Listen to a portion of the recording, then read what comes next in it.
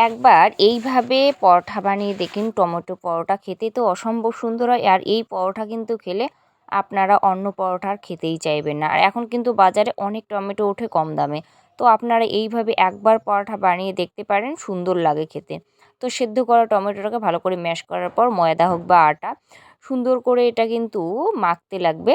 মাখার পরে উপরে একটু রিফাইন অয়েল দিয়ে ঢাকনা দিয়ে রাখবো রেস্টে আধ ঘন্টা। এরপর ওটার থেকে রুটির মতো বেলে একটু তেল মাখিয়ে তার উপরে ময়দা মাখিয়ে এরপর চারদিকে সুন্দর করে ভাঁজ করে আবার কিন্তু বেলতে লাগবে।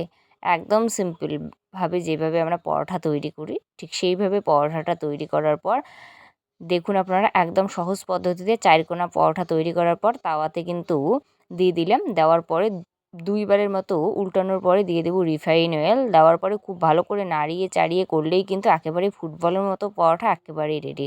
আমার তো এটা বেশ ভালো লাগে। আপনাদের কেমন লাগলো?